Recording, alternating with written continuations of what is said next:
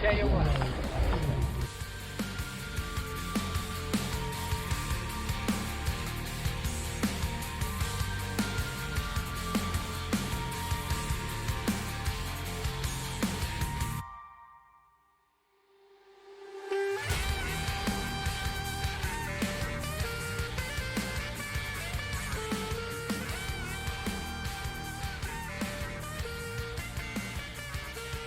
Nate, take us away. All right, guys, welcome to episode 131 of the Retic Lounge. This is one that I've been waiting on for a long time. I just had to make sure schedules lined up, but about a year ago, a little over a year ago, when I started working at a local barber school, I can't shut up about my retics, and one of my students goes, "Oh, I know this guy. I feel like you should start following him and checking out what he's doing because it's pretty cool." Started following him that day right on the barber floor, and yeah, right away was just blown away with what's happening out here in Utah. Didn't think anyone was doing anything quite on this scale, but we're going to be having Zach from A Life Exotic on today to talk a little bit about his greenhouse that he's turned into a little jungle out in his backyard. It's pretty remarkable what he's been able to do. Just found out right before we started recording, he's also a Retic owner, so fits right into the Retic Lounge family. I'm excited to talk about that aspect. He went in the back studio. He referred to his Retic as his like puppy dog, I'm excited to just hear his account of owning a Retic. Yeah, and I jokingly, when I saw he was adding a snake to the environment in there, I was like, it's Retic time. But that would be awesome. with everything he's got going in there, you couldn't pull that off. I mean, we'll see. I'm curious to see if he's had thoughts about it, or at least letting it just kind of like free roam. But I'm also excited to dive into a little bit about the herping trips that he's done.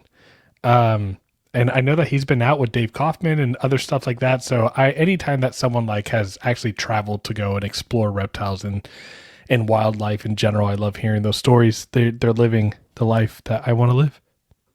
Exactly. Before we bring him in, I just want to thank our Discord family. We are just about to run our giveaway for the complete reticulated python signed by Glenn McClellan. So this is your last chance. Join up on the Retic Lounge and you can get entered in to get a signed copy of the book. But yeah, thank you to our Patreon family. Link is down below if you want to join up for as little as $5 a month. But Lucas, anything else before we bring him in? Yes. Want to give a huge shout out to our sponsor, Cold Blooded Cafe. If you guys are shopping for rodents, quail, pigs, rabbits, just about any type of feeder, they have a Knowles, right? They got a bunch of things on there. Shop at Cold Blooded Cafe. Use our code Reptile Lounge 20 for 20% off of your first order. And yeah, I think he does. Awesome. Well, without further ado, let's bring him on in. All right. Whether you've poured your heart and soul into your reptile business or you've just begun your business journey, AE Foundry has you covered with next level expertise in graphic design, motion graphics, videography, photography, and so much more. If you've been dying for a new logo for your reptile business, motion graphics for your current logo, a new website, or need assistance making your video podcast come to life, then listen carefully. AE Foundry's mission places storytelling at its core. AE Foundry believes that a distinctive story and background are the driving forces that set your brand apart. In today's market, consumers seek more than just products. They crave a connection built on trust with the brands they cherish. AE Foundry is committed to empowering small businesses and fostering authenticity that resonates with their consumers. Reach out to them and let them help you craft a visual narrative that helps establish a genuine and lasting connection with your audience. To contact AE Foundry, email them at aromero@aefoundry.com or on Instagram at AE Foundry. When it comes to housing your retics, trust me, you're going to want an enclosure that will be just as strong and durable as your reticulated python. The Heartland Reptile Enclosure is next level tough and will outlive you and your retic by several generations. Heartland reptile enclosures are designed and manufactured out of powder-coated aluminum to provide the highest quality and longevity available in the reptile enclosure. What makes them even better is they are lighter than your PVC and plastic enclosures out there and are extremely tough. Stop playing around with plastic enclosures for your large constrictors and step up your enclosure game with the Heartland reptile enclosure. To inquire about one of these enclosures, speak to Jordan himself at Heartland Reptiles on Instagram, Facebook, and on TikTok. Here on TRL, we preach about the importance of using hooks, feeding tongs, and other tools with your reticulated python all the time. Animal Equipment by Stoney not only has all the tools you need for any snake you keep, but they have the absolute best hooks on the market. What sets Animal Equipment by Stoney's hooks apart from the other guys is their polycarbonate hook ends that provide a warm feel that won't disturb or bother your retic, ensuring a positive interaction from the get-go. Since 2008, AE Stoney has been supplying zoos, herpetologists, and other animal professionals with their tools. It's time for you to step your hook game up and buy an AE Stoney hook. To learn more and purchase one of their amazing products, visit aestoney.com. Hey, Zach, how's it going tonight, man? Good. What's going on, everybody? What's up? Glad to have you on. I appreciate you. I know that we've scheduled this out like way in advance. I almost missed the episode. And fortunately we got it to like work out. But just appreciate you for coming on. Yeah, no, I appreciate you guys for having me. So thanks for kind of working with my schedule. I know I have a crazy schedule, so lots of times people think I'm just like, I'm off. I really do want to do these things. I just don't always have the time to. But yeah, I'm glad we got squeezed in and made it work. Yeah, me too, man. So just starting off, I want you to just kind of go through your history, what you do, day to day, and then we'll get into what's brought you to creating this greenhouse. Okay, so this could be a very long story, but I've always been into just like animals and plants and stuff. The same story that most of us have. Like as a kid, I was obsessed with just bugs and anything I could find outside, And then I think around 12 years old, 13 years old, I kind of discovered like aquariums. I bought like a little 10-gallon aquarium from Walmart and put some fiddler crabs in it. And within like a week, they all died. So I started Googling stuff kind of, and all of a sudden realized like, whoa, there's this whole world of like people that keep aquariums. That sounds amazing to me. So I got super into aquariums. And then I think by the time I was like 14, 15, that had switched into reptiles, which like as far as when I was a kid, snakes and stuff always interested me the most out of everything, but I just hadn't realized there's like this huge hobby of herpeticulture, So I spent most of my teenage years being super into aquariums, reptiles. And then I went into saltwater aquariums, reef aquariums, back to reptiles, back to aquariums. And this just went on for a long, long time. And then I had some events happen in my life in my early 20s, kind of typical, thought I like owned the world, thought I figured everything out, thought I had life dialed in, and it kind of collapsed out from under me, So I ended up getting rid of all my animals. I had to move, all this stuff happened, and I completely got out of it. Felt horrible about having to, I like sold off all my animals to mostly people I knew, so it wasn't anything too bad, but I felt horrible about having to get rid of my animals and stuff. And just stuff I was done with animal keeping. And that lasted about 4 years, I think. And then I decided that I just can't do with it. So that is when I started getting back into snakes and stuff. But I was decided when I was first into reptiles, I went through like the ball python craze. I went through a bunch of stuff like that, and just kind of the typical trajectory of most young people that get into reptiles. And then this time when I got back into it, I decided I just want to do a couple things just like as pets for my enjoyment. I don't plan on ever making money off it. Don't plan on anything. And then I had a handful of animals for some years.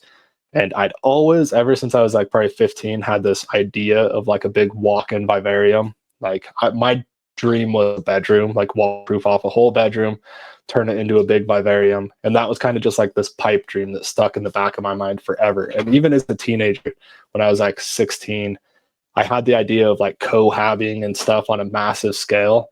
But it just was super, super taboo back then, you know, and there wasn't anybody really successfully doing it. Anybody that did like even mention it was like just banished from the community immediately, you know.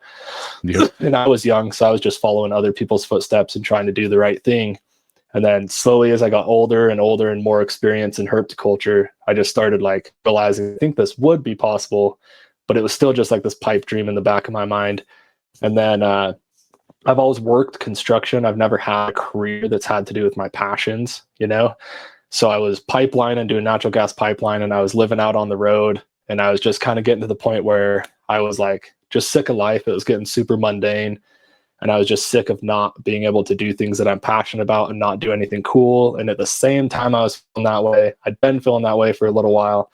I kind of found some videos of like a geothermal greenhouse setup. And it just like all of a sudden clicked. Like if I could make a greenhouse that was affordable to heat here in northern Utah, then my whole like jungle ecosystem vivarium dream could actually come true. And I think I obsessed over it. I was working like 50, 60 hours a week, and I don't think I slept hardly at all for like 2 weeks. And then I like finally decided after like 2 weeks, I was like, it's possible. You know, like obviously I'd been thinking about this as a pipe dream for years. I'd worked through a lot of scenarios and issues with it in my mind already. It was just having the structure affordably that was the main problem. And I felt like it was all of a sudden possible. And I was like living out on the road, making per diem, you know, so I had a little bit more dispensable income than I normally have. Right. And I just, something just broke in me, and I just kind of snapped, and it was just like, you know what, I'm going to do, I don't know what it is exactly, but I'm going to do something really cool that I'm passionate about, and we're going to see what comes from it, you know, but I'm not doing it looking for opportunity. I just want to do cool stuff. I'm sick of not doing cool stuff. I'm sick of just living a normal life. And I think I did a skid steer and went home and started on the weekends when I was home. I started working on the greenhouse, and that was it. You know, it's just spiral control from there. But I love that. I like the progression of that, and just kind of like, I don't know, that itch to like do more, right? And to do something that you have a passion for. And I'm curious, before we even jump into the greenhouse stuff, any noteworthy reptiles that you've kept, or even amphibians that you've had the, you know, pleasure or experience of working with?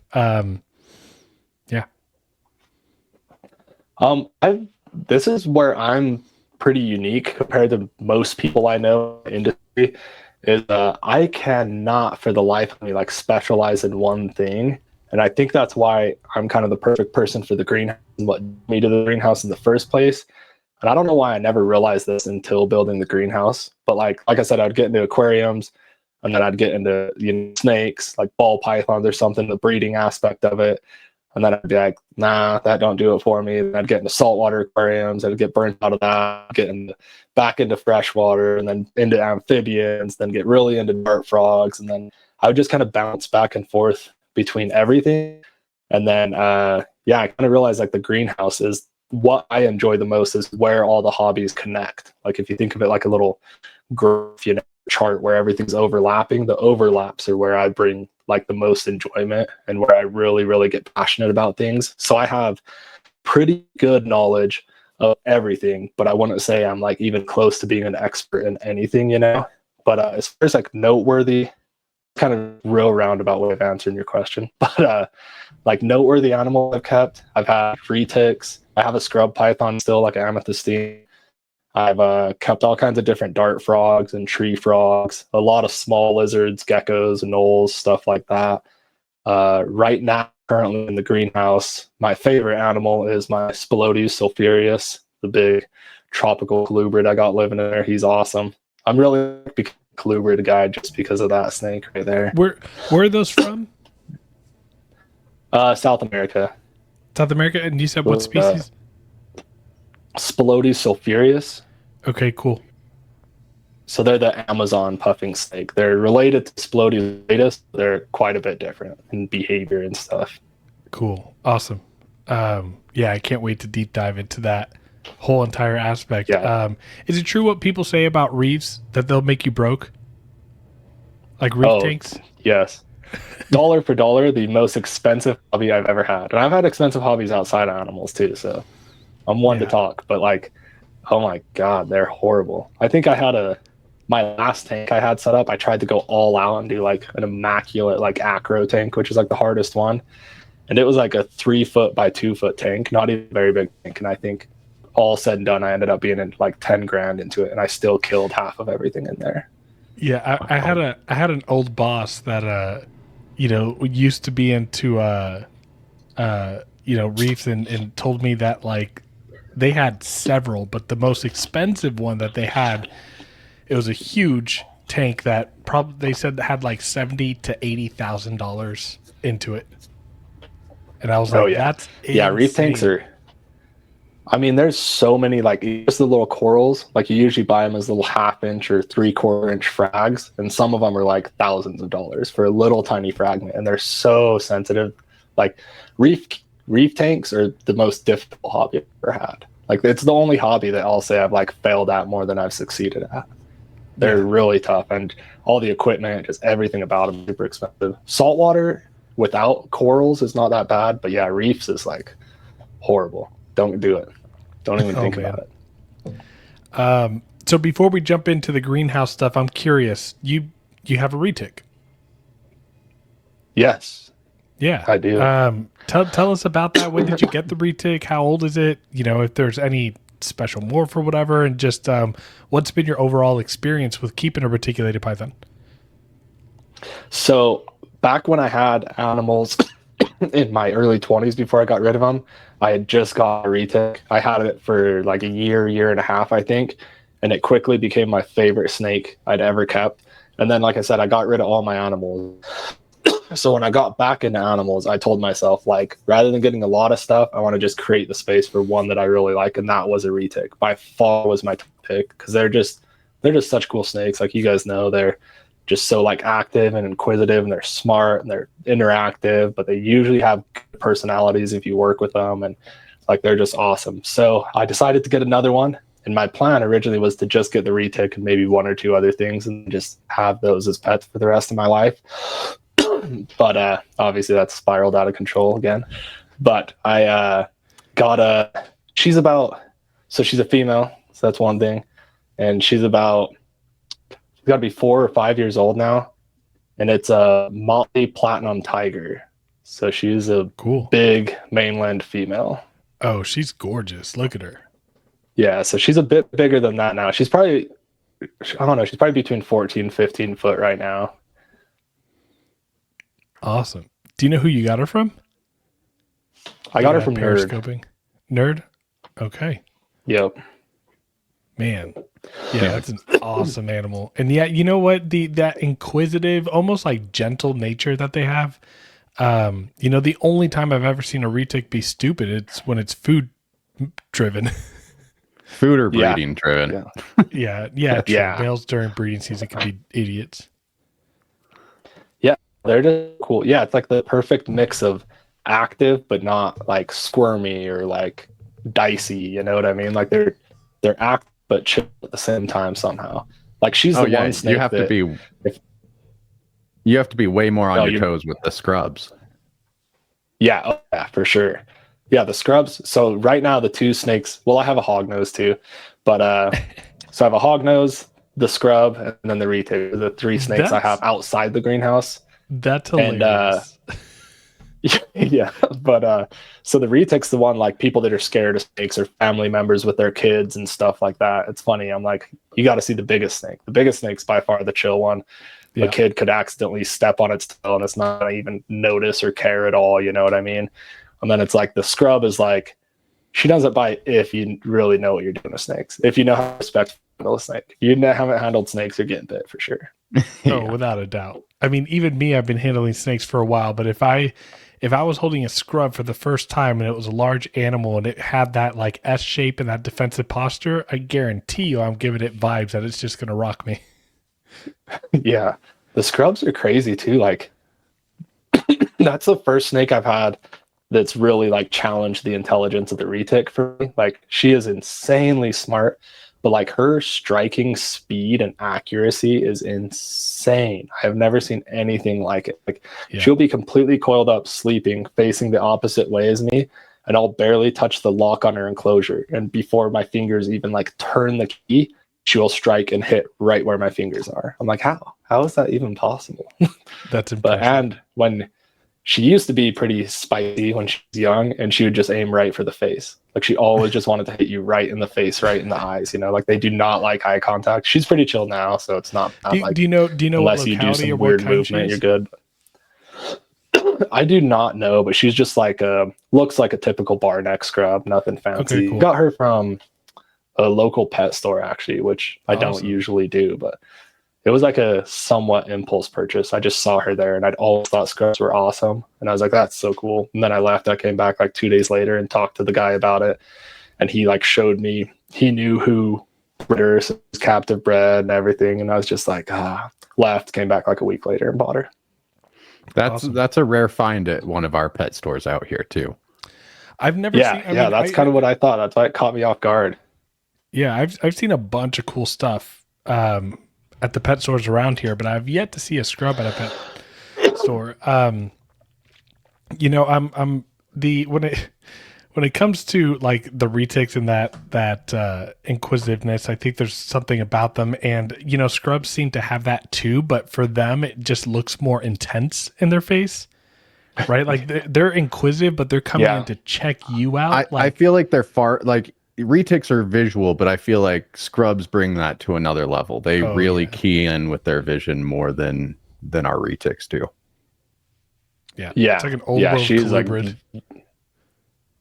Yeah. Yep. All right. I mean, Nate, you got any other questions before we jump into this greenhouse thing? Because I'm excited to talk about it.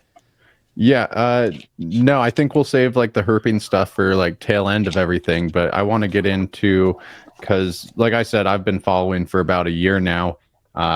You were very well established in the greenhouse at that point. So when did this all get started? So this was, man, this is crazy. It's been long enough. I'm like starting to lose track of it, but it was 3 years ago. So it was at 21, I think 21 or 22. Okay. Somewhere right in there. Yeah. I remember it was 4th of July weekend. That's when I started it, because I had a week off work for 4th of July. So that's when I like jumped on the equipment and stuff and got it. And I was like, this is the best time to start it. But yeah, it's been about 3 years so far. So, well, about 3.5 years now. So yeah, it was July 22. Okay. And what are the dimensions of the greenhouse that you ended up constructing? So roughly it is 20 by 30 foot. And then it's about, from ground level outside, it is like 16, 17 foot tall to the peak. Nice. Okay. So I know with some of your trees in there, you're starting to really fill it out almost to the top. I was going to say, that's like tree worthy right there. Yeah.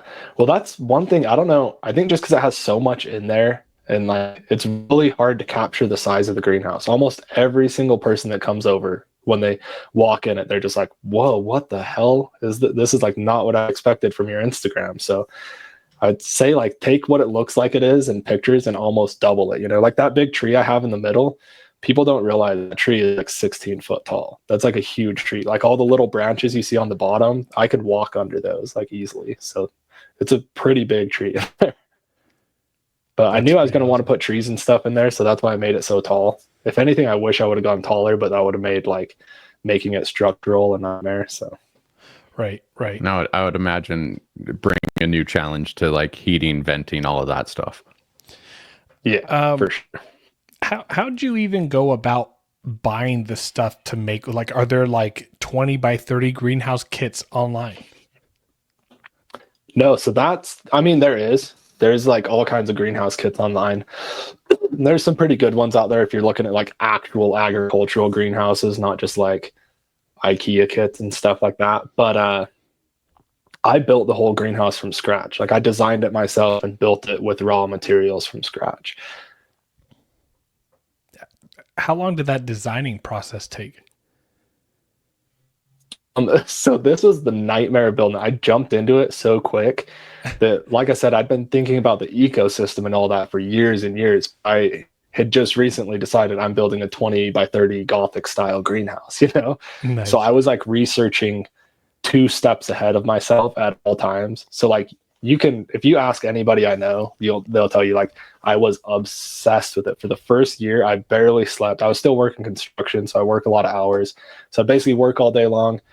I would come home, work on whatever I could, and then I would stay up usually till like 2, 3 in the morning, almost every single night. Like I would get 2, 3 hours of sleep every single night, just researching stuff. So it's like either working on the greenhouse or researching the stuff. And I tried to stay just like 2 or 3 steps ahead of the project as I went, So like when I was doing the foundation, I was researching how I was going to attach the plastic and how I was going to do that, and then by the time I was doing the plastic, I was researching how I'm going to do venting. And honestly, the whole thing, like the first year, I didn't know if it was going to work. So my plan was to build it and then run it for a full year through all 4 seasons, see if it works and if I can maintain the temperatures that I need to, and then go from there. So there's a pretty good chance in my mind, probably I would say like in my mind, there was a 30% chance that I was going to build it. It wasn't going to work and it was going to be an absolute failure. And I was just going to tear it down and call it a big loss, But luckily things did work out. So I guess my research worked. Oh, that would have been, just hearing that, right? Like just, it would have been so heartbreaking. We're talking about the money that you put into like reef tanks and those like collapsing. I can imagine a huge project like this. Yeah, I had some nights, this is like, sounds weird, but sometimes I would like wake up in the morning to go to work and I would just like, I don't typically have like bad anxiety, I'm a somewhat anxious person, but nothing crazy. And sometimes I would just be like driving to work in the morning, I just have super bad anxiety. And I would just be like, what the hell have I gotten myself into? You know what I mean? Like, what if this absolutely fails, But then I kept just telling myself, well, at least I tried to do something cool. I didn't just live this normal, boring life and complain about it for the rest of my life. I can say I tried something, but and then it like motivated me too, because the more it went on, it got more and more expensive, like I blew the budget out of the water in like the first 6 months. And then so now I was like, I have to make it work. I have to find a way, Yeah, taking that big of a risk on something is almost necessary to have this level of payoff, and it's just wild. But I mean, I'm glad you did it, because it's I mean, people do the naturalistic enclosures pretty cheap, but everyone kind of dreams of having some sort of walk-in or some sort of like extravagant way of keeping their animals. But you did the damn thing. We also want to thank VivTech Products for being an affiliate sponsor of the Retic Lounge. Stop by VivTech Products for the best UV spectrum lighting on the market that will enhance and improve your snake's overall well-being and health.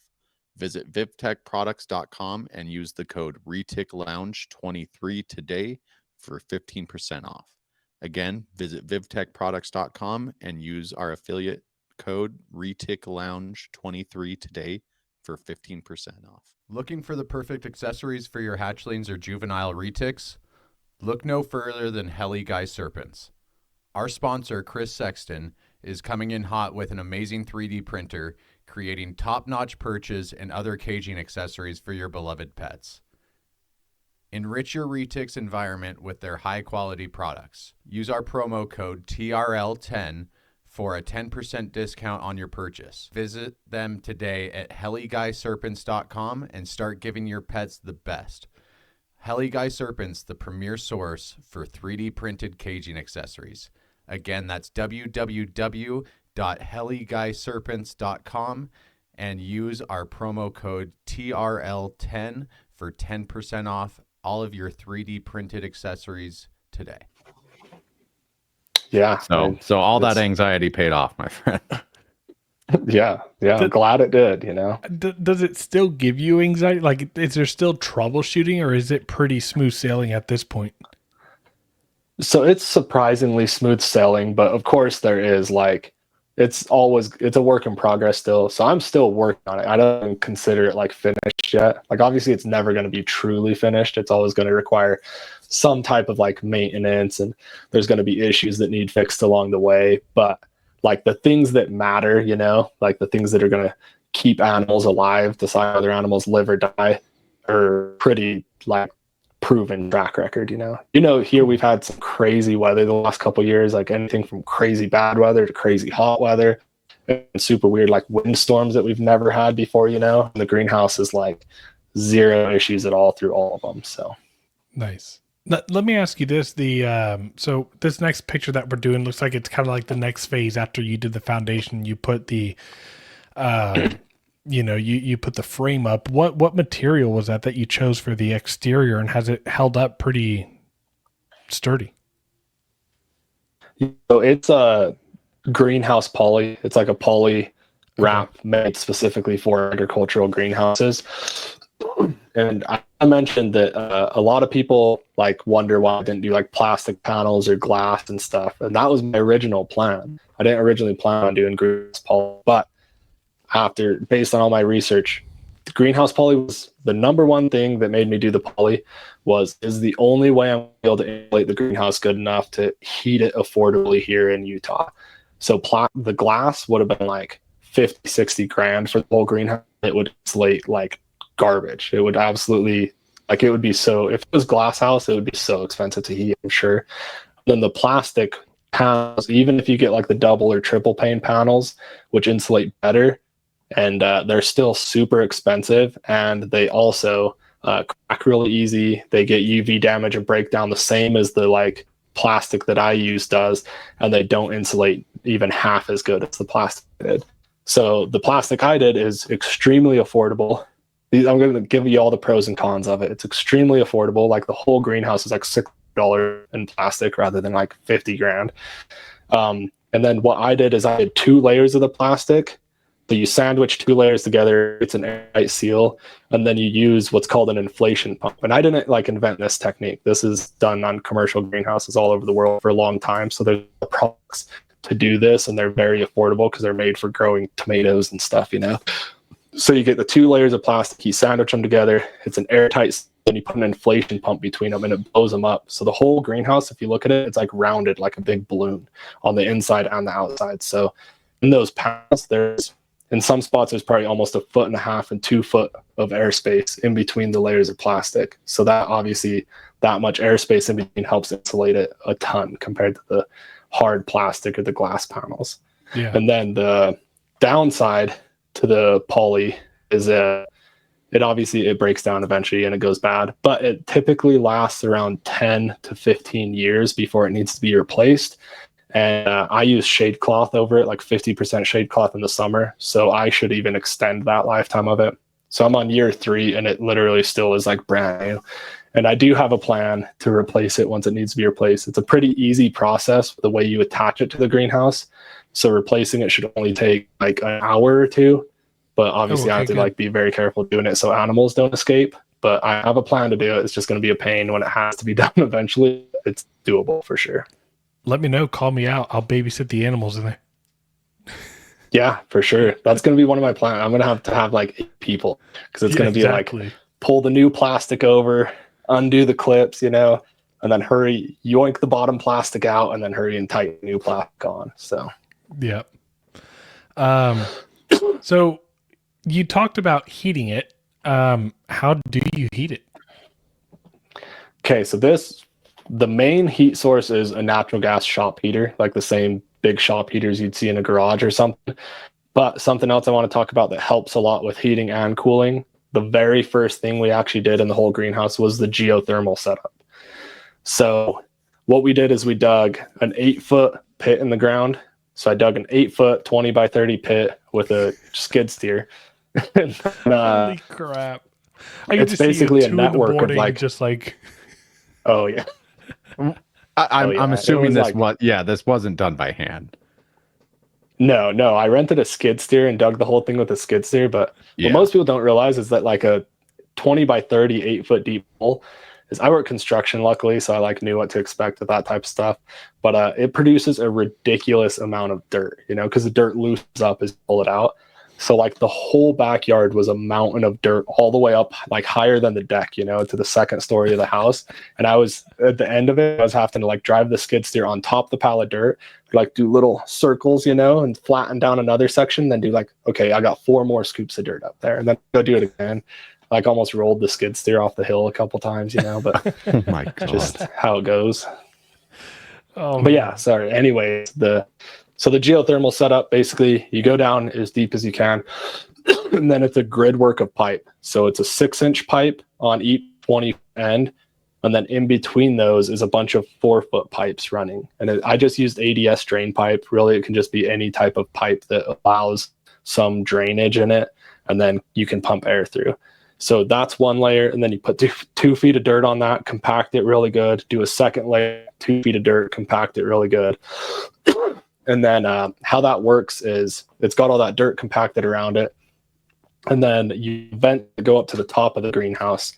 So what it does is it takes the very, very hot air, because the top of the greenhouse is always going to be the hottest during the day when the sun's out because heat rises. So it takes the hot air from the very top of the greenhouse and it pumps it through the ground, which the ground has a relatively stable temperature. Like even in the wintertime, if you go 6-7 feet down the ground, it's 50 degrees here in Utah.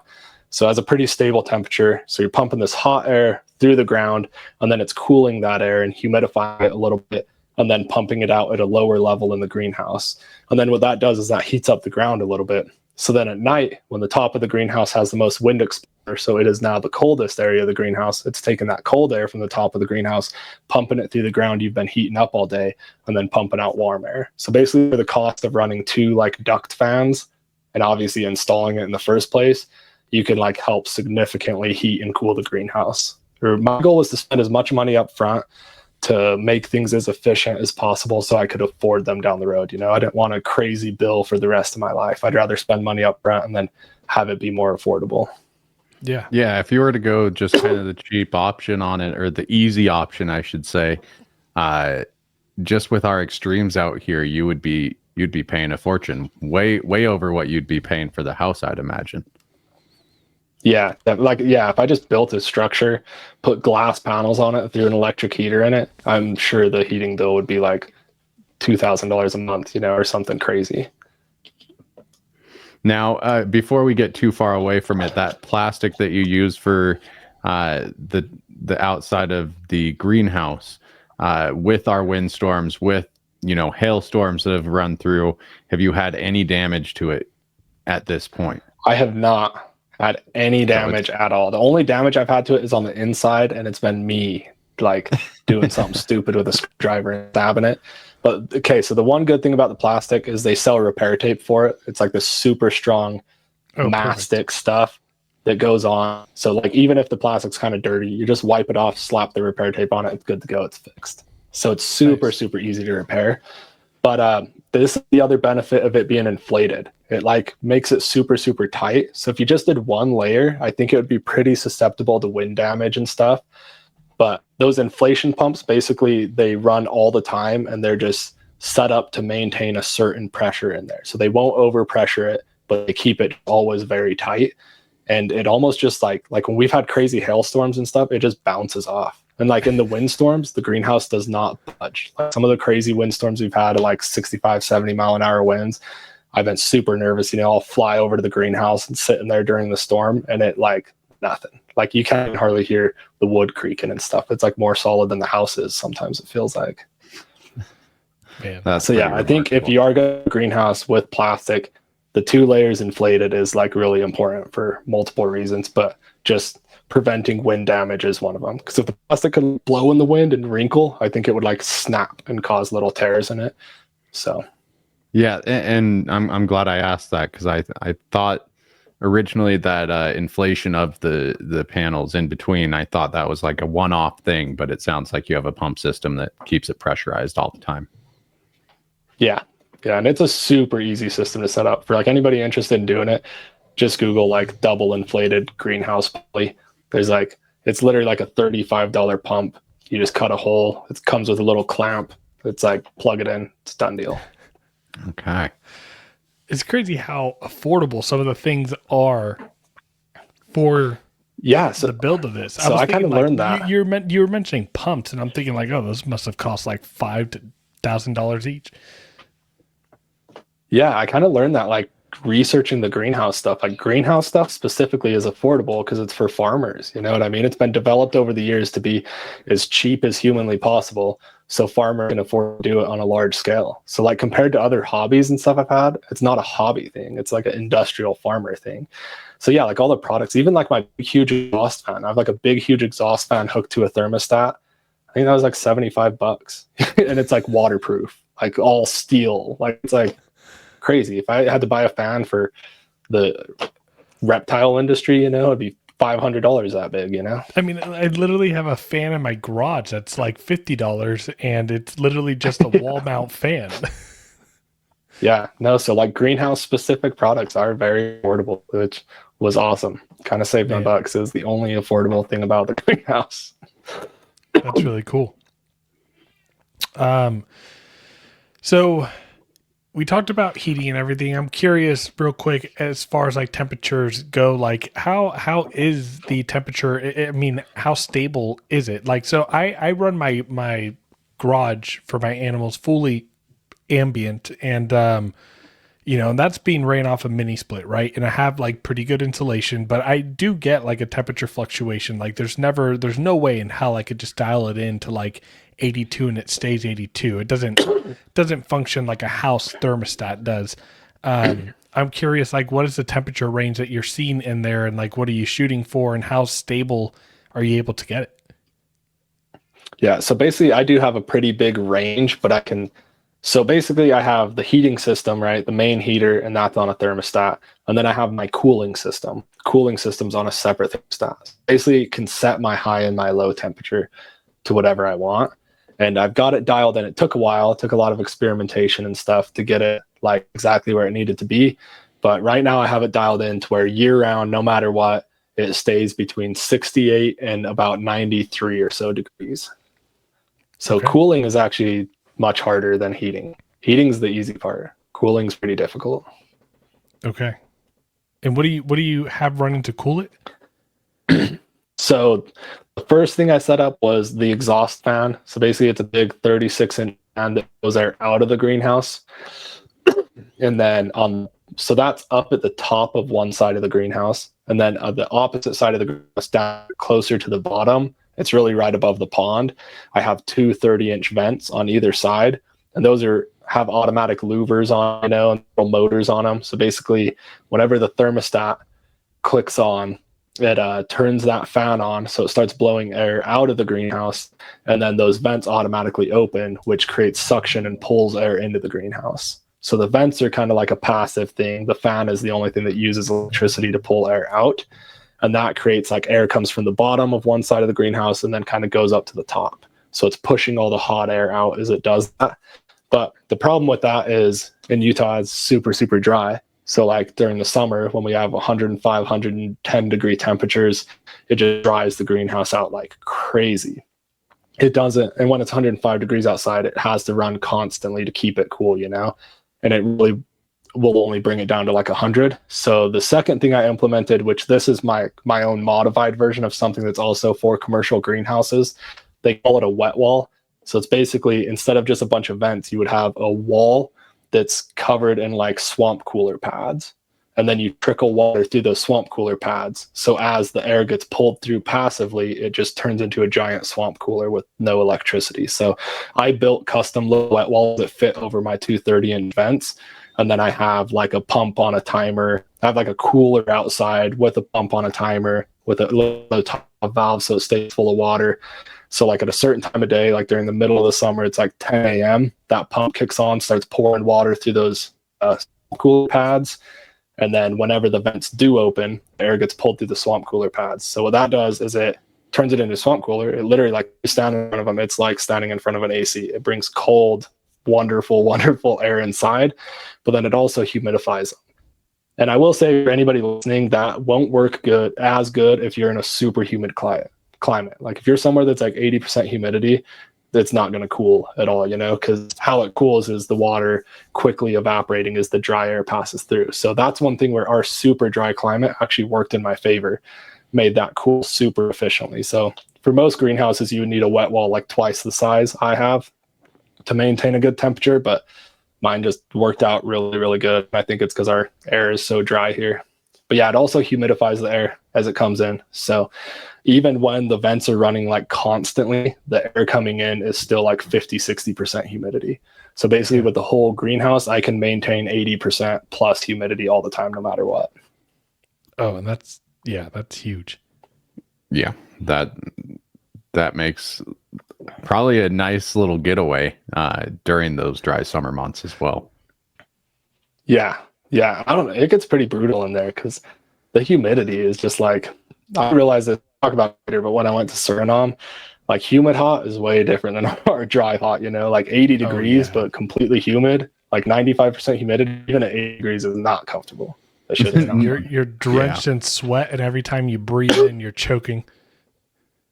Yeah, that's like I've had stupid, but I've had comments like on my YouTube videos and stuff like he needs to comb his mustache or he needs to shave that thing off. I'm like, bro, it's 99% humidity in here and I'm working my balls off, dude. This is mustache turns into like a cat's tail, dude. It's everywhere. Yeah, exactly. But yeah, I'm like pouring sweat in all my videos. I'm trying to like I'm miserable, you know, and I'm trying to like sound happy and stuff, you know. But the behind the scenes is me just like swearing, sweat in my eyes, getting mad at everything.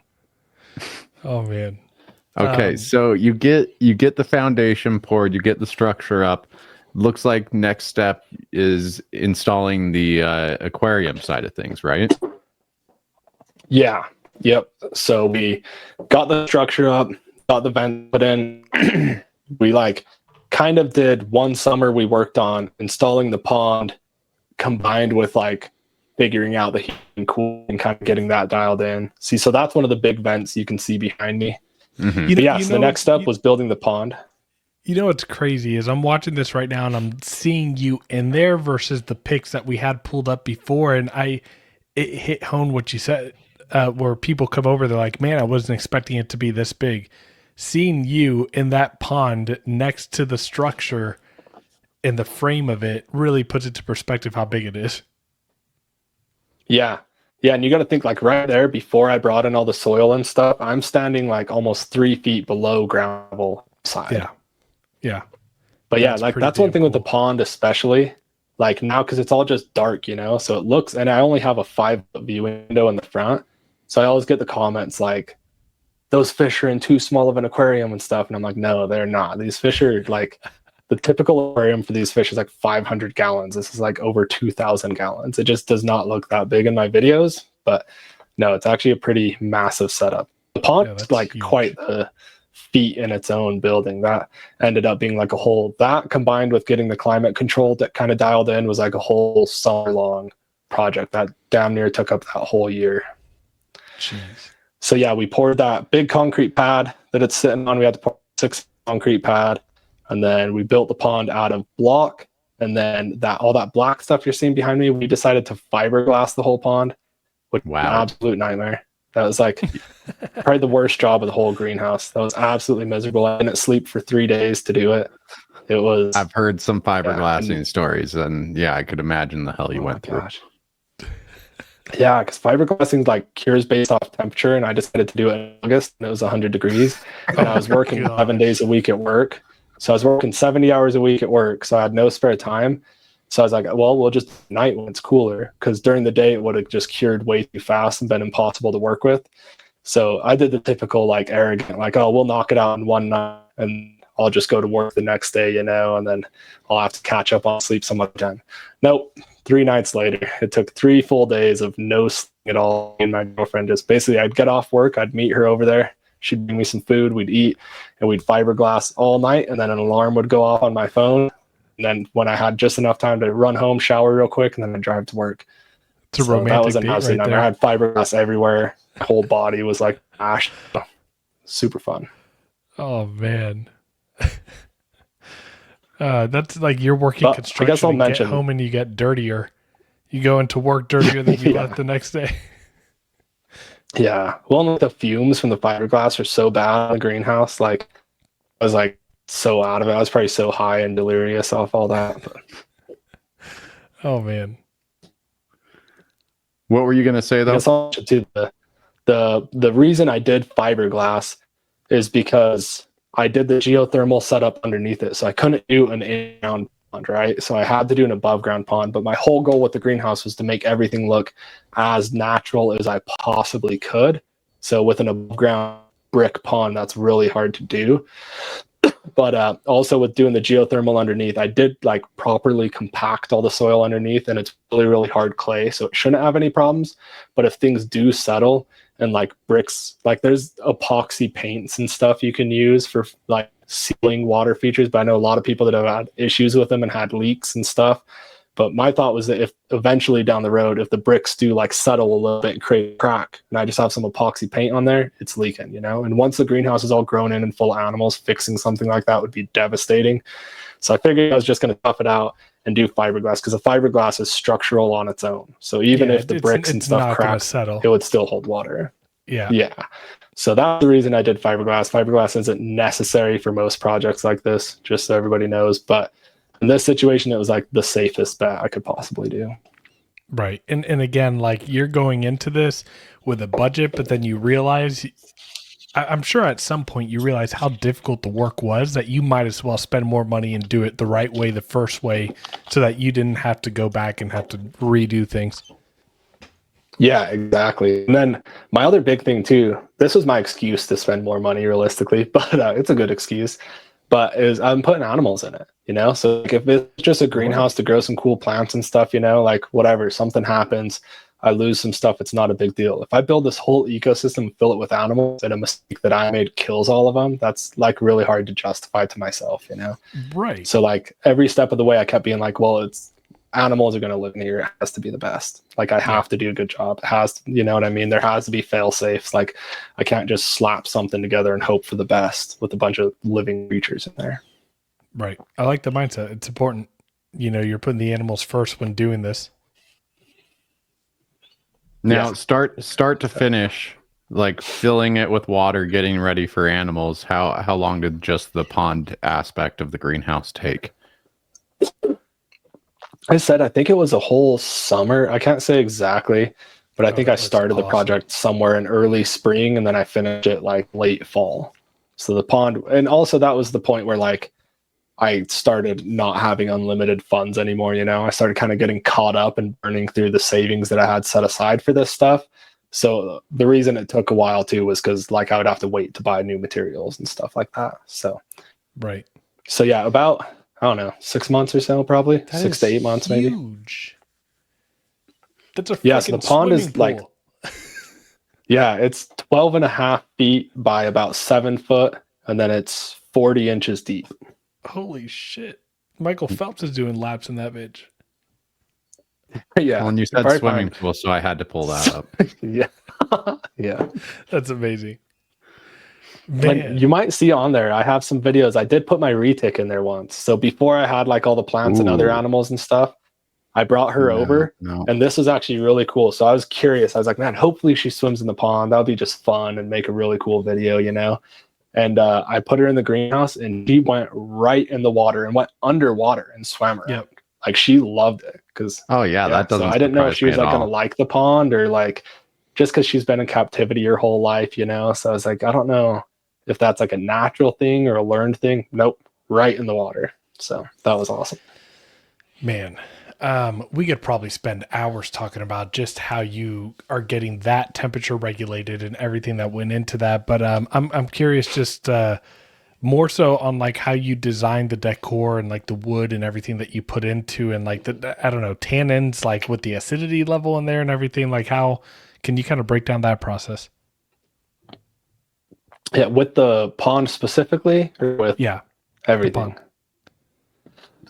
So like I said, my goal was to basically, that was when she was little right there. But my goal was basically just to make things as natural as possible. And the pond is Amazonia themed specifically. So they're all fish that come from super like acidic, low pH water filled with tannins and stuff. So the wood and having tannins in it and stuff wasn't a problem at all. If anything, our super hard tap water here is a problem, but it's fine. It's really not a big deal. Water quality is kept good. But yeah, my goal is just to make it look as natural as possible. So that big piece of driftwood I have in the middle, I found it at a Reptile though. And it's like huge. Like I have a video somewhere of it like strapped to the top of my Forerunner and it's overhanging the sides in every direction of the Forerunner. Like it doesn't look like it, but that is like a half of a tree right there. And there, so I was like, that's the perfect piece. I have to buy that for the pond, That's you know, awesome. It must happen. So I put it in there, and then I was just itching out some natural section of the greenhouse. So I put like some bromeliads on it and stuff, which have now grown in really, really cool. And then I still haven't finished making the pond like completely natural, I guess. I still have some projects to do this summer that are going to make it look like completely blend the edges and hide everything and make it actually look like a natural pond. Cool. And then cool. the front wall of the pond, obviously it was brick, and I wanted to cover it up. I wanted to have a viewing window in there because I got the beautiful peacock bass and stuff. I want to be able to see them. And then the rest of it, I had to find a way to cover it up. So I used a vivarium technique of using like broken cork panels, and I used the mixture of that with a rock wall. And then since then, I've mounted plants and moss and stuff all over it. So it actually worked out pretty good. It looks pretty natural. It's just the back edges of the pond that we cover now, but I got a pretty sweet plan for that coming up. Awesome. You know, I'm not going to lie, seeing the video and just watching that retic underwater was so cool to see, like so surreal just to see a retic completely swimming underwater like that. I don't know if I've seen many videos of a retic doing that. Yeah, I was like, that day I was giddy like a little kid. I was so happy that she just like went right in the water. I wouldn't shut up about it. My girlfriend was probably so annoyed, but no, it was just a super cool experience. So I wish I could put her in there now in the greenhouse and see what she'd do, but I know she would destroy everything in there. Yeah. But yeah, plants, structures, there'd be a lot of damage. Yeah, definitely. Animals probably. I know that some of those dart frogs would probably get run over, but was it adding fish into the aquarium that came next, or was it building more structure that came after building the actual pond structure? So after building and finishing the pond, so I had the fish growing out at home already in a 150-gallon aquarium. So some of them were starting to get pretty big for that aquarium. So as soon as I got the pond heated, I moved in pretty much, or I started moving them in slowly, like just some of them at a time. So that was the next thing that came. And then I started hardscape in the greenhouse, started adding different structure and started adding small amounts of plants and stuff like that. Awesome. Well, do you mind, let's jump into like the plant selection and like how you went through that process, because I'm curious, like I'm thinking about like, okay, if I want to do this myself, how do you even, like, what do you put in there? And so that's a really nice walkway. What kind of wood did you use? Redwood. So that's one thing, even for the frame of the greenhouse, like the wood sections you see, I use redwood for everything because it's beautiful, but it's the only wood that's going to hold up to the moisture in there for a long time, you know? If I used any other wood, it would probably rot pretty quickly. Yeah. Well, and wind is probably going to be like one of the most structural woods you could probably use for the greenhouse, I'd imagine. Yeah, that redwood's super, super strong. Yeah. So how do you go about the selection of like planting and trees and you know, I mean, you're regulating the temperature, so I'm sure you could have done it in whatever direction, but I mean, what were you going for? So basically what I did is I wanted to replicate lower elevation tropical rainforest, you know, so a neotropical lowland rainforest. That is what I wanted to replicate. So I studied like temperatures, humidity, everything like that of things in the wild. And I've always kind of kept animals like that, you know, like I'm getting into a new animal, I look up the care sheets, I do all that. And then I obsess over studying how the wild ones are. And then I base a lot of care off that typically. So I just did the greenhouse that on a massive scale, you know? Right. So plants and everything, I obviously those plants from neotropical rainforests. And then like placement of plants and all that stuff, that's where I get into like what I'm really passionate about. That's where like I don't even know how to explain how like I do it, you know, but it's the same as design. Yeah, it is. And people think like the greenhouse, there's so much space, so it must be like easy, you know, because you can put stuff anywhere. But it's actually way more difficult than smaller vivariums because there's so much space, but plants are also going to grow to their full maturity. So like all these plants you see kept as house plants, I have to research what they look like in the wild and decide if they're a good fit or not, you know, because that's how they're going to get in there, which I learned plants actually grow way faster in there than I even expected. Like things go crazy. But so that's, like how you mentioned it, that's a good way to put it. It's interior designing, you know? So I'm looking at wild references. I'm looking at my naturalist and I'm trying to like design a rainforest based off what I think a rainforest looks like, but also make it an interest, you know, like really there wouldn't be this diversity in this small of a space in a real rainforest. So there's got to be a balance where it's like half garden, half realistic rainforest designing. But right. Yeah. And I mean, and when it comes to like interior designing, I mean, I've done, you know, flower beds in the backyard, and just when you have a bunch of different things that you're putting in, you pick up and you put them, and then you change their positions, and you got to make it flow and look good. Yeah. Like obviously you put tall things in the back, shorter things in the front. Right. You like the base of it, you know, but a lot of it is just trial and error and changing things as I go. Like I'm still making changes with plants constantly. But another thing I wanted to focus on in the greenhouse really bad was like microclimates, creating as many microclimates as I possibly could, because that's something I've always wanted to do, but I could not do in vivariums because the vivarium itself is a microclimate. Right. So I tried to design with like a mixture of hardscaping and plants and airflow and everything, like little different climates, you know what I mean? So like I put a lot of thought into that. Like you'll see, I'll go to the store and get a new mini orchid, you know, like a little orchid that's this big, and it will take me 2 hours, sometimes take me days to decide where to put it. Like I'll temporarily mount it and I'll look every single day when I come home from work. So like in this big, huge space, I put thought into every single thing that goes in there. But that's kind of just how it has to be. And if you, like I said, it's harder to design a big space, because if you just slap a bunch of stuff in there, it just looks like a sea of different leaves, and like nothing about that looks natural. So it's really hard to like actually think about things and make it natural. Yeah, not only natural, but like probably after a while wouldn't even look good. It would just look like clutter if you're not careful on where you put things. Yeah, so I actually recently just removed. So like I first started out, I kind of knew this was a plan from the start. But I first started out with a lot of aeroids that I knew would grow fast, anthuriums, philodendrons, stuff, monstera, stuff like that, because I knew I needed things to grow really fast, take up space, and their big leaves and big foliage would create habitat for animals, so I could add animals as well. But I knew as a lot of those grew in, they would need to be cut out and removed and stuff and replaced with smaller, slower growing plants. But they served their purpose because I needed something to fill a lot of space very quickly. So just recently, I ripped out a lot of like very big aeroids. Some people online were pretty upset about it, but I ripped out like a lot of big plants, and I'm now replacing them with like super cool, rare tropical trees and palms and things that won't take up as much space, but they're going to grow super slow and fill these spaces super slow. But they, in my opinion, are much cooler and just look much more natural, you know, because like really not going to be in the rainforest. You're not going to go out there and there's just this massive sea of different types of philodendrons and anthuriums, you know, that doesn't exist. It's like one big clump every now and then. Right. Man, Nathan, before we get into the animal side of what's in there, do you have any other questions as far as like building the aspect? I mean, it's so complicated in my mind to go about building a jungle. Like 20% of like the building aspect, but yeah, we'd be here for days. But yeah.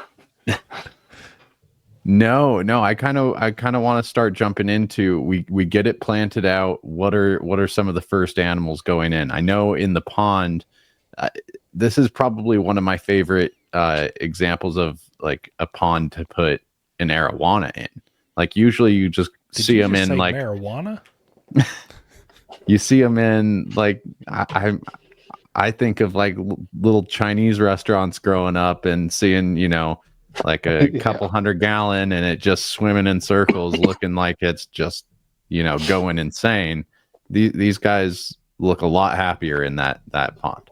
But what other animals went into the pond to start, and then we'll get into what animals went into the land side of things. Also, how expensive were those arowanas, real quick? It's funny. I get a lot of people that like no offense, not trying to be rude, but don't know much about fish. I think the arowana are expensive. They're the cheapest fish in there by far. I would imagine it's the stingrays and stuff. The stingray and this peacock bass I have, that species of peacock bass is like pretty rare, like probably the most sought after peacock bass. So yeah, the ray, unfortunately, the ray passed away. I don't have her anymore, but I'm going to get a different one in the future. But yeah, that ray was like super white black diamond, and she was probably one of 5 that look that good in the United States. She was like an absolute prize ray. I didn't pay full price for her. Luckily, I got hooked up through like some business deals and stuff. But she was priced at like $8,000 or something like that. Man. But yeah, the arowana. So no, go for it. This is the other thing is I raised all the fish from like little babies, you know. So most of the arowana and stuff, I got them when they're literally like 2.5, 3 inches. Same with the peacock bass. So things are way cheaper when they're small like that. Especially in the fish world, like prices go crazy because people want these big mature fish. And once you have big mature fish, you can't buy little fish. You have to, or they'll get eaten. You know what I mean? Yeah. So I like raising things all together. So I had the whole group of everything that I wanted in the pond, like decided before I was even building the pond. Like I knew exactly what fish I wanted in there because I was replicating an Amazonian habitat. And they're just fish that I wanted to keep my whole life as a fish keeper, but they require such massive tanks that I just knew it was unrealistic. But like an arowana, peacock bass, stingray tank has been my dream since I was 13 years old. That's awesome. But so what I ended up going with is I have the 3 silver arowana, 2 are just normal silvers, one's an albino. And then I have a tigrinus catfish, which is like this little zebra striped catfish. As far as all the monster fish catfish, I like tigrinus a lot.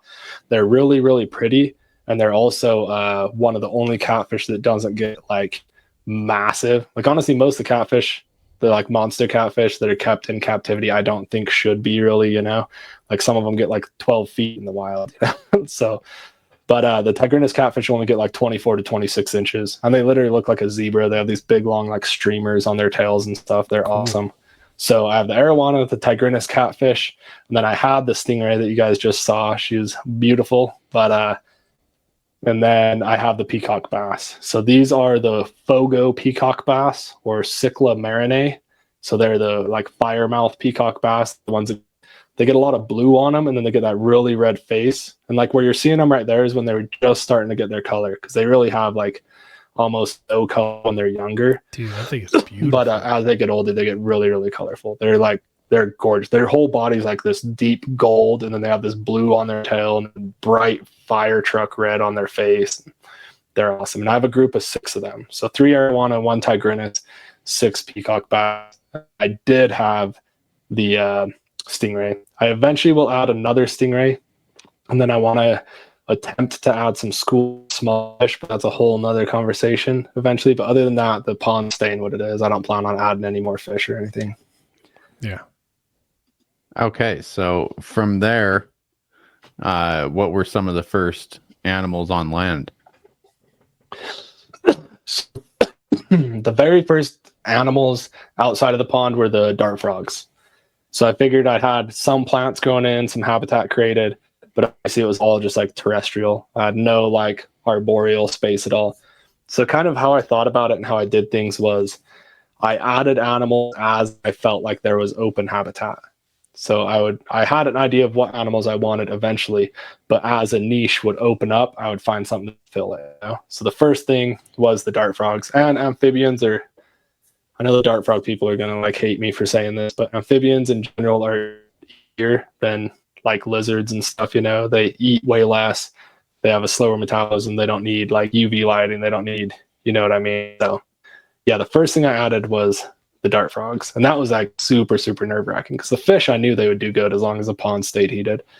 Like I know enough about fish keeping and stuff that I knew that wasn't going to be a problem. But the dart frogs was like the test of, you know, did I spill any like chemicals in the greenhouse during the construction project? Are they just going to get lost and die? Are they going to get stuck somewhere and die? Are they going to be able to find their own food in such a big space? You know, like all the questions that I had no way of answering was answered by putting the dart frogs in there and them luckily doing very good. Okay, so you didn't lose any, didn't have any disappear on you? No, so I did lose. So originally I got a group of 3 from one of my friends, and I made a very stupid mistake that I didn't realize like 4 days to having them.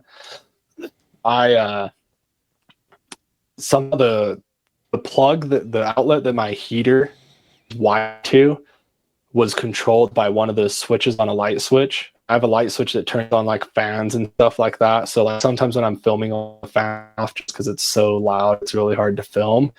And I just got excited and got distracted, and I left that light switch off, which my thought was it wouldn't be a big deal if it were off. I didn't realize the heater was wired to that light switch too. So it left the heater off all night. So the temperature ended up dropping down to like 50 degrees overnight. I have things in there that track the temperature and stuff. But so it dropped down to like 50 degrees overnight, and 2 of those 3 dart frogs did pass away, and one of them ended up living. And then eventually, I think like a month later or something, I got a whole new group. So right now, the dart, I have the 5 from the new group, and then the 1, that big fat yellow one right there. He's the original, the OG out of the original 3. So he's the old one of them. And do you find them kind of hanging out in similar spots? I know you have one that kind of hangs out around the filtration of the pond, but are they pretty easy to find? Yeah, they're pretty easy to find. Like pretty much at any given time, you can find at least 2 of them. And if you go in during like their peak times of day, which depends on like the season, the time of year, stuff like that, the peak times of day, like things kind of slowly change over the course of weeks and months. But I spend a lot of time over there, so it becomes very predictable. But yeah, they have areas where they are going to be at different times of the day, but they also like kind of just commingle and hang out with each other randomly during other times of the day. Like I come home a lot after work, you know, so like this time of year I come home and there's only 20 minutes left of light. So I know like where they're going to be because it's where they're going to be hunkering down for the night, you know? So like a big yellow one is always in that rock wall right there. That's his favorite spot. There's filter frog that's just pretty much 24 hours a day. He's just been hanging out for the last 2 months over by the filtration. That's like, he just likes it over there, and he's obese. So he must be doing pretty good over there. And then there's like a couple other ones that hang out in different little spots. Have you ever seen him outside of the filtration area? Like, is it easy enough for him to get out of there? Yeah, for sure. So he can easily get out, and he'll be, so the boardwalk comes down and then you fit the filtration area. If you look to the right, kind of against the wall, there's like a little nook where he would go all the way under the boardwalk, come out like the planted area. Sometimes he's right there too. And this is like a development over the last couple months. This one used to be the like super active one that was all over the greenhouse. Now he's all of a sudden just stunting up in the filter area, I guess. Nathan, scroll down a bit. I just the pictures that I see of these dart frogs, like I didn't realize they look, that one right there. Can you enlarge the yellow one? They have so much personality in such this little creature. Some of them just stand all tall and confident. It's hilarious. Well, and so these are Philobades terribilis, and they're known. The reason I added them to the greenhouse is they're known for being like one of the most bold dart frogs. In the wild, they're the most poisonous dart frog. They're actually like one of the most poisonous vertebrates on the whole planet. And in captivity, they still think they're the most poisonous thing on the planet. So they are not scared of nothing. And they get, compared to other dart frogs, like this is him still a juvenile. Now they're just all kind of reaching sexual maturity, and they turn into bulldogs. Like they get just beefy and huge, and their arms get super bowed out and stuff. So they're like not slender and dainty looking like other dart frogs. They're also one of the biggest dart frogs. They get pretty good size. But so now I'll have to start posting some more pictures and videos of them and stuff now, because they're all starting to beef up a little bit, and they literally look like little bulldogs. It's crazy. That's so cool. And they'll hop right up to you. If you're over there in the morning when they're like super active and you go sit on the boardwalk, sometimes they'll hop right up to you. They are scared of absolutely nothing. Yeah, I was thinking in my head, like dart frogs, like, I mean, they're beautiful, they're cool, and I get it, Amazon, but like, how are you ever going to see them? But no, like, I mean, like even on the videos, you could just see them hopping across. They're a pretty decent size. Yeah, and this is a really cool thing. I suspected this for years and years, but it was one of those things I just couldn't talk about too much without proof. But in the greenhouse, I've proven this right. But I think animals, I've always had a theory that with more space, animals, you actually typically see them more.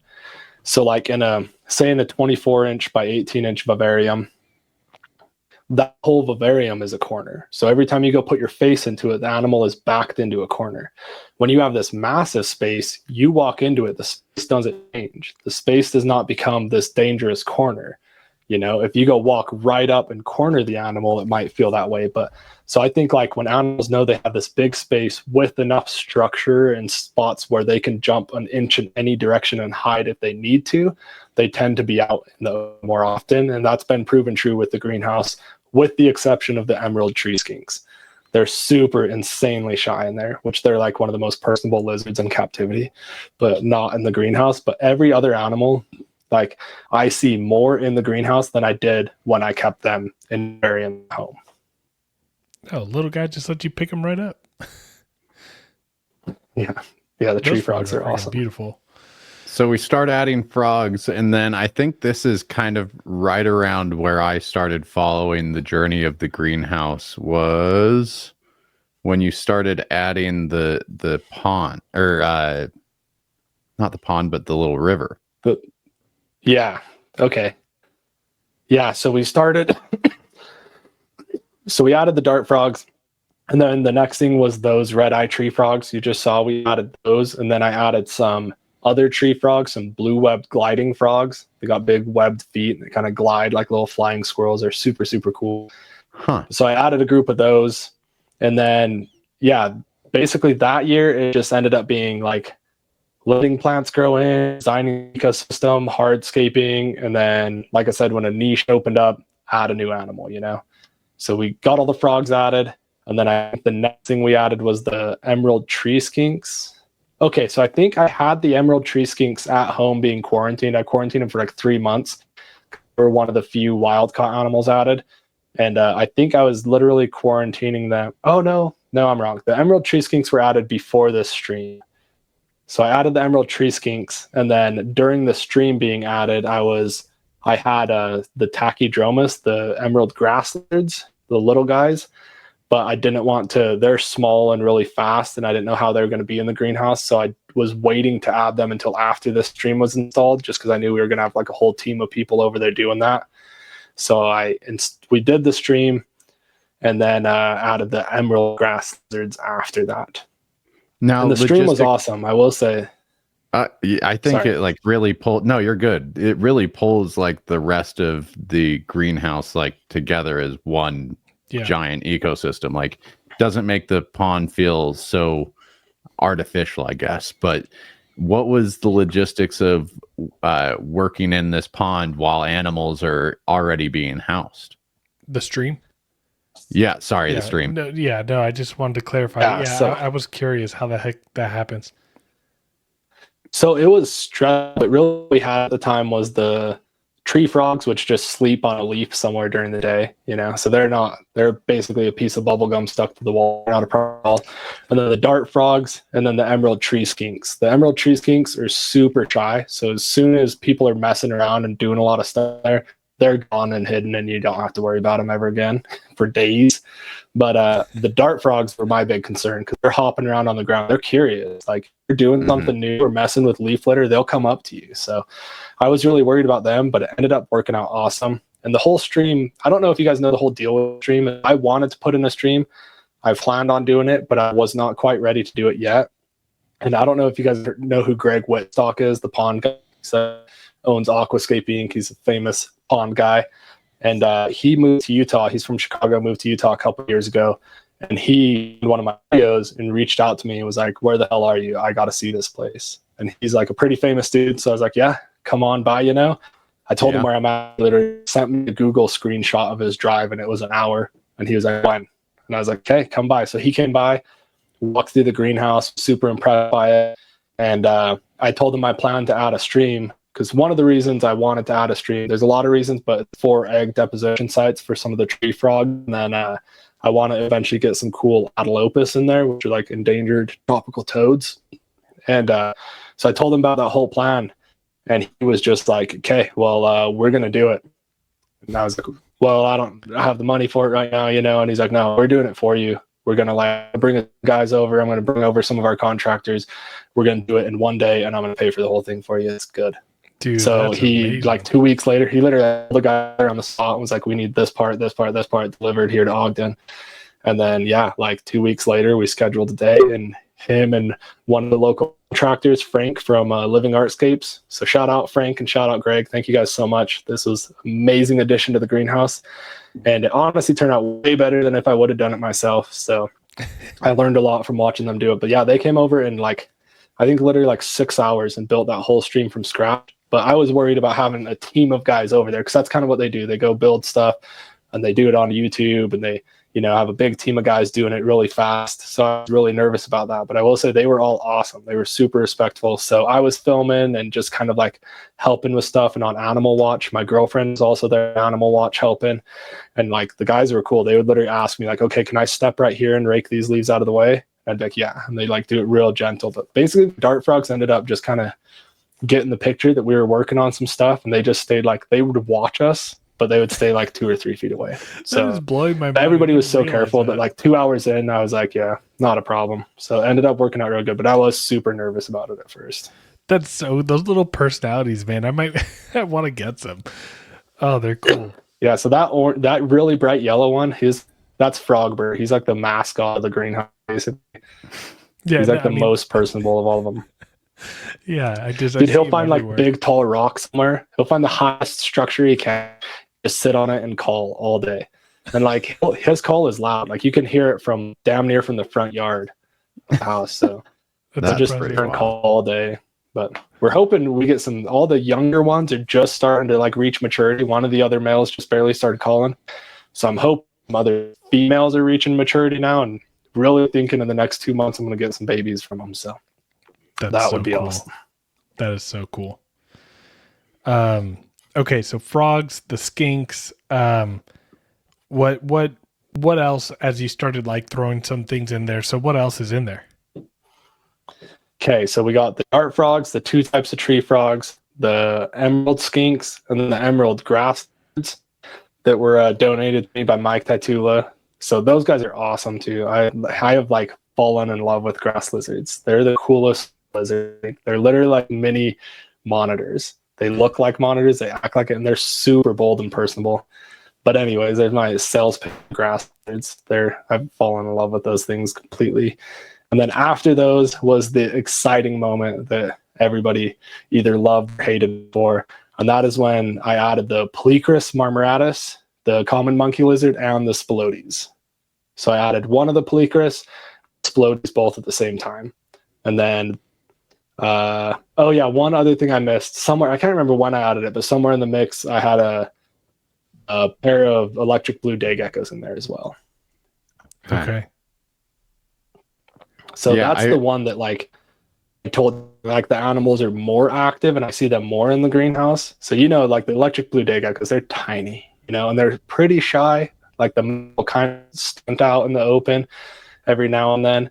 But mine, I had them for like 2 years before I put them in the greenhouse, and they were super shy. I barely saw them in an 18 by 18 by 24 Viv. I put them in the greenhouse and I could find the male every single day.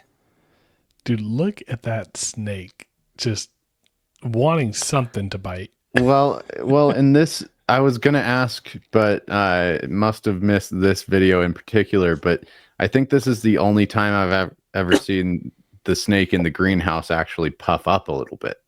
They seem to be very, very calm in there. Yeah, very, very well behaved. They really only puffed up on unboxing. And they were both in shed when I unboxed them too. So it was like worst case scenario for them, Right. That is so cool. Like it's kind of hard to tell in that video, but he was like completely in blue right there. Man, so let me ask you, Polychrus. How have the animals? So you have, how many snakes do you have in there? So I had the pair in there, and I unfortunately have not seen the female in probably like a solid 2 months. So I don't know what happened, but I suspect she got stuck somewhere or injured somehow. She's super good. I went to Suriname on that trip. I was gone for like 3 weeks. I came back, haven't seen her since. So I guess it's probably been like 3 months now. But so I'm fine, like just recently kind of accepting the fact that she's probably no longer around. But I don't know what happened. Like I know I get a lot of people thinking she escaped, but the greenhouse, I know it's hard to like guarantee this, but the greenhouse really is like escape proof just because the way it's built. There's only a couple actual seams and they're like constantly checked. And there's no possible way even any of the small animals can get out of the greenhouse. So there's no way she escaped, but I haven't found her like body or anything. And there's only like 2 spots where she could be that I can't possibly see in. So I have a feeling that she got wedged somewhere behind the rock wall up against the pond. That's like my guess, but really I have no idea what happened. But yeah, I haven't seen her in a while. So right now I just have the male, this guy. Okay. Yeah, I was going to say, she's the smaller of the 2, the one that was really puffing up, right? Yep. And she ended up, it sucks that she passed because she ended up being the most personable. Like the male is super cool. He'll eat the eggs out of my hand and stuff, but he doesn't want to be touched. He's not your friend, you know. He's cool with me because he knows I feed him. But she was awesome. She was almost like a nuisance when I was working on projects. I'd get the ladder in the greenhouse and she'd boom right over there, climbing up the ladder, climbing up my leg. You know, if she was in the tree somewhere, you could stick your arm out and she'd crawl right onto you. Like she ended up being just super personable, which was, it was funny because I got him from Roy Blodgett, Wellspring Herp, and he said it was the opposite. He said she was pretty like spicy and defensive in a cage, and he thinks it was that same like cornered mentality. Like every time he opened the cage, she felt cornered.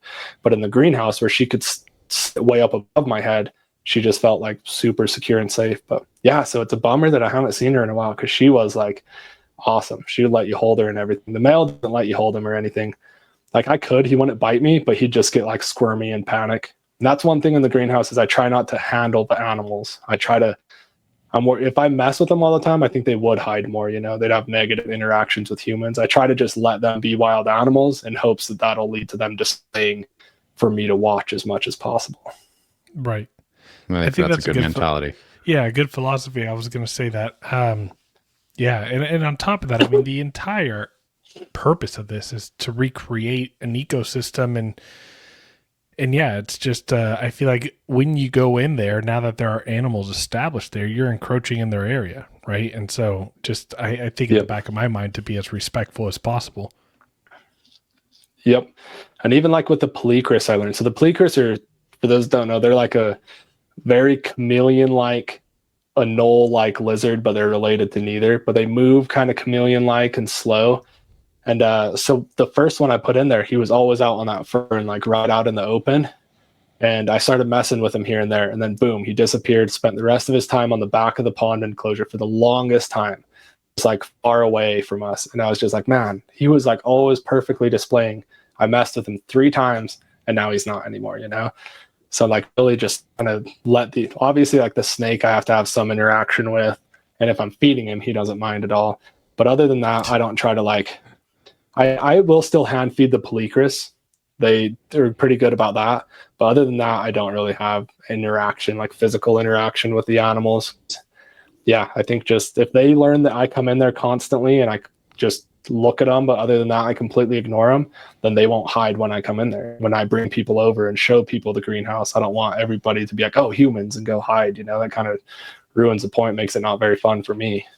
Right, exactly. And like you said, it is their home, you know? So like I'm entering their home temporarily, but they're there all the time. And I want them to be comfortable, especially in the big area. Like if they're super stressed out, maybe they're not going to eat, you know, maybe they're going to end up starving to death and dying. Like I just need them to be comfortable in there.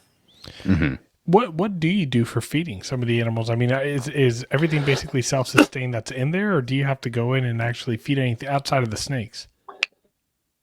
So the snakes and fish get fed. Obviously, they just have to be fed, except for in the stream. The stream, I don't feed any of the. Well, I sometimes feed some of the fish, but I don't have to at all. I just do it for fun.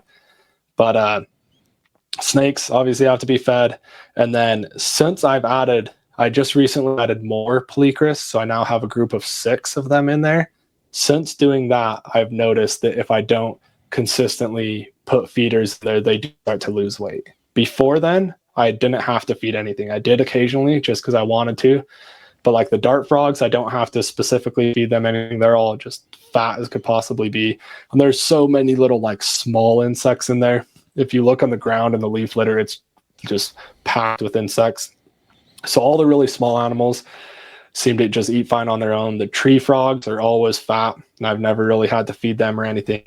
But yeah, just since I added more lizards, I think I'm getting to that point now where I have too many fast metabolism animals for the greenhouse to self-sustain feeder populations. But I've also put zero effort into breeding feeders in there. Like I feed them, you know, like I put in food for the feeders, but that's pretty much it. I don't like create habitat for them. And that's something I want to work on this summer. So I want to build big hatches in the boardwalk. So basically sections of the boardwalk will fold up and there'll be like screen basically enclosures for feeders with just small holes. So like the animals can't get in and just decimate the feeder populations, but there'll be kind of drier spots with good airflow that I can add food to, kind of build like nest boxes for different types of feeders. And I'll probably do a few different types of them. Like each one will have a different type of media and stuff like that, just to kind of experiment and see if I can get some feeders breeding in there better.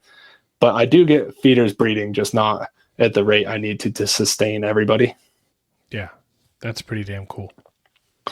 But I mean, I could go, like if I go on a trip or something, I could be gone for a month without feeding anything other than the fish and the snakes, and there's like no problem at all. So, speaking of trips, I want to segue into a little bit about the trip that you took over to, where'd you say it was? Panama? Suriname. Suriname. That is way off. Jeez. I was going to say. It's kind of close, Man. How was that? I mean, I know a couple of buddies that have gone there, and it's just the videos and everything seems amazing. But yeah, I mean, you're essentially trying to create where you're going. How was it? Yeah, it was amazing. It was the coolest trip of my life, and I plan on in the future doing more trips and expeditions and stuff. I'd really like to get into that, you know, but obviously we all have lives and a lot going on. Easier said than done. But yes, it was my first big expedition out of country. So I don't really have much to compare it to, but just from other people who have done a lot of stuff and what I've researched, Suriname is a crazy country as far as herps go. It is like, so for those that don't know, Suriname's a pretty small country in northeastern South America. It borders the north side of Brazil and then Guyana and French Guiana on either side of it. So it's part of the Guyana Shield watershed compared to the Amazon Basin watershed. So it's part of the Amazon rainforest, but it's part of a different watershed. So it has some unique characteristics compared to the rest of the Amazon. One of them being that the rivers and stuff are super rocky, which make a lot of the rivers in Suriname like unnavigable by boat, which makes a lot of Suriname completely untouched. So Suriname is the most forested country in the world.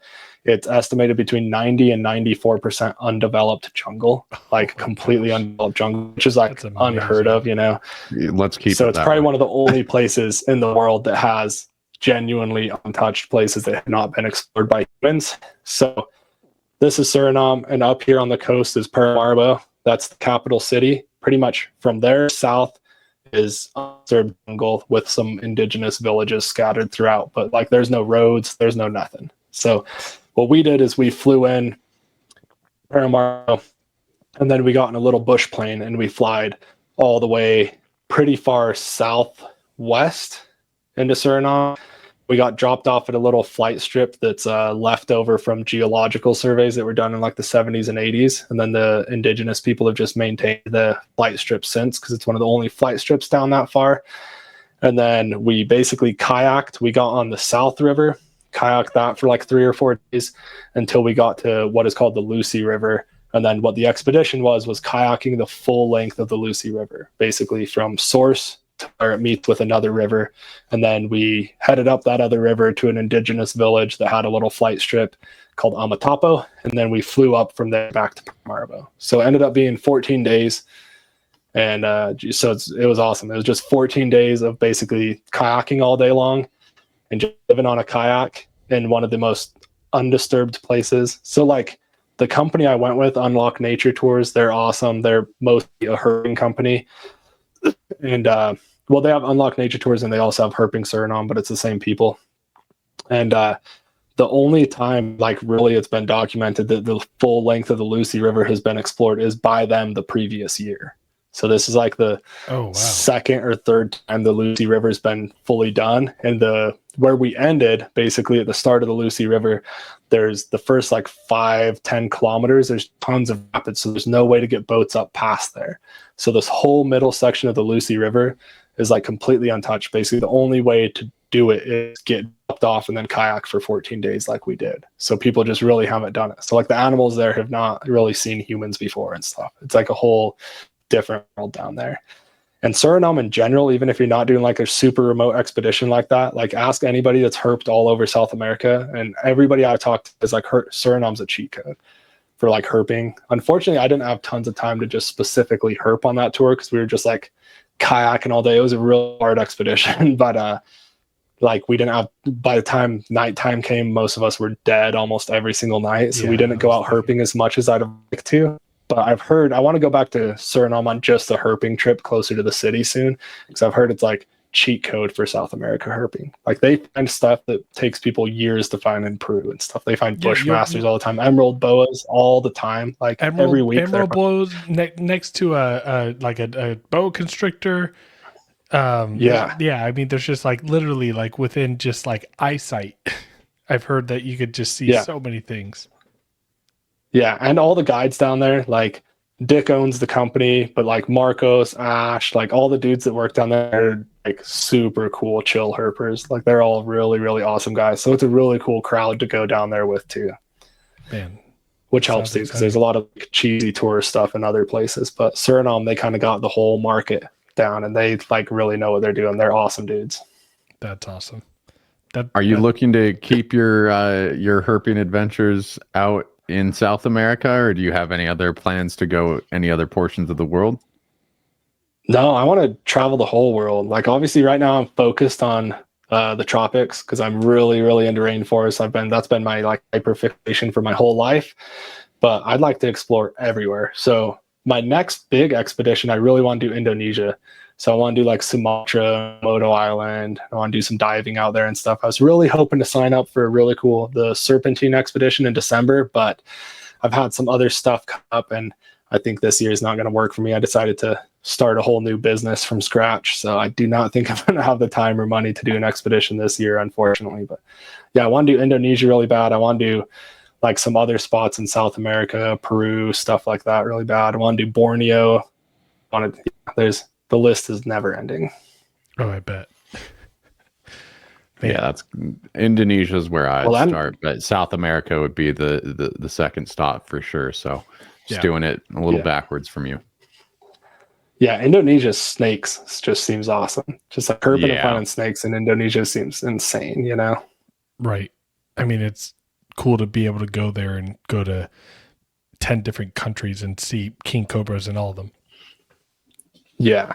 See, my thing, I'm lucky because I'm into, like I said, I'm a little bit into everything, like including plants, you know? So even if we have a bad night herping in a rainforest, I'm still having the best night of my life. You know, everybody's like bummed we're not finding a target. And I'm like, oh, look, a beetle, you know? Oh, look at this leaf. And everybody's like, dude, nobody gives a shit about that. But, so I have fun no matter where I go. Nate, you got any other questions? I had a question that I was going to just ask about the greenhouse real quick, but I completely forgot. Any target species of plants after going on your expedition that you're looking to add to the greenhouse? Or some of them plants, a little hard to come by in the States? Plants, not really, not specifically, but there is so I went to Suriname in the peak of the dry season, which is it's still 99% humidity all the time. But, and just seeing even how dry the ground gets and the leaf litter and stuff during the day, kind of changed my view of how, because I always worried about keeping the greenhouse moist all the time, you know? And I just realized even rainforests, other than in the wet season, are not just soaking wet all the time. They're moist and humid, but not wet. So it kind of changed my view on how that works. And then some of the stuff I already suspected was just already confirmed, you know. Like I said, rainforests aren't just a sea of beautiful, colorful plants. they're really just a massive wall of trees with some epiphytes climbing on them and stuff like that, you know, unless you're like in a cloud forest. That's like different, but I'm not really replicating a cloud forest. But I already suspected that. It just being down there confirmed that. So I'm slowly starting to cut back on the ground cover plants and stuff like that, and I'm focusing more on the canopy. But like I couldn't do that at first in the greenhouse because I didn't have a canopy. So that's the plan now. I'm kind of getting the forest floor dialed in and working on the canopy. But eventually I want you to be able to see the whole floor. Like I don't want it just completely crowded in plants. Being down there like really confirmed that for me, you know. There's not just, the ground isn't just covered in plants. It's mostly just leaf litter and shade from all the trees and stuff. Everything else is growing up high. Cool. So more it was just lessons that you were able to take back to the greenhouse and make adjustments from there. Yep. Yeah, and made me realize too that I don't need to be worried about the greenhouse getting too hot. I just need to keep it cool enough that I can be in there, basically. But the plants and animals, they don't care, because it was the hottest I have ever been in my life was down there in Suriname. Just like blistering, miserable heat. So I'm like, man, I'm seeing these little orchids and stuff on the edge of the river in the sun, just getting absolutely cooked. And I'm like, yeah, so I just need to make sure I'm getting species that come from lowland areas. But oh, geez. Fun times. Yeah. Well, man, I in Utah, I don't think there's anyone that does it better outside of our aquarium. Super inspiring stuff. It's just cool to be able to see how much you can do if you just have a vision and really put yourself to it. Anything you want to add in terms of the greenhouse or, you know, future plans for the greenhouse at this point? So just real quick, this summer, we'll see how it goes, but my plan is to have the environmental control completely dialed to what I want by the end of the summer, and then finish hardscaping. So all the brick walls covered, everything as naturalistic as possible. And then after this year, I'm hoping that I'm more just maintaining and changing and stuff like that, you know? So this is going to be the year, hopefully, that I basically finish the greenhouse. And then the only other thing I want to say is, I mentioned this at the end of the podcast and stuff I've done, is I'm really happy I'm inspiring people and stuff, but I just want everybody to know that if you are going to do something similar, it 100% is possible. You 100% can do it. You don't have to be rich. If you want to do it, you really, really want to, you can. But you got to make sure you do your research things right. You know, we're playing with the lives of animals here. So obviously the greenhouse is a giant experiment. I can't say like I was doing it, I don't know, perfectly ethically, because I was just guessing on a lot of stuff, but I was guessing based off years and years of research and being a reptile keeper for 15 years.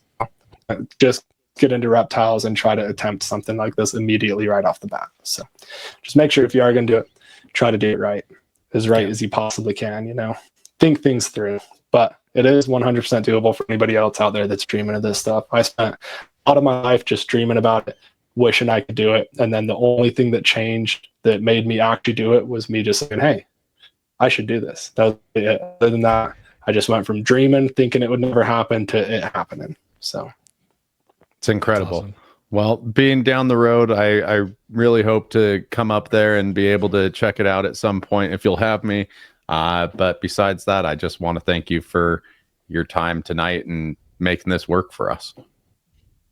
Yeah, I would love to have you guys. You guys are more than welcome anytime. Feel free to shoot me a message anytime you're going to be in this area, or you have time and you want to come swing by.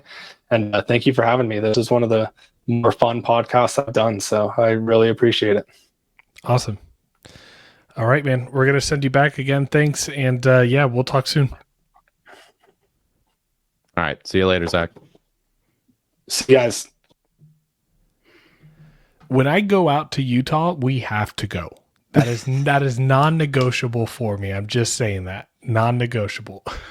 Get that baby figured out first, and then you can start making your Utah trips. Yeah, again, everything, all the trips, it'll start back up in 2026. Yeah, but I'll send you all the videos I get of the first time I visit out there.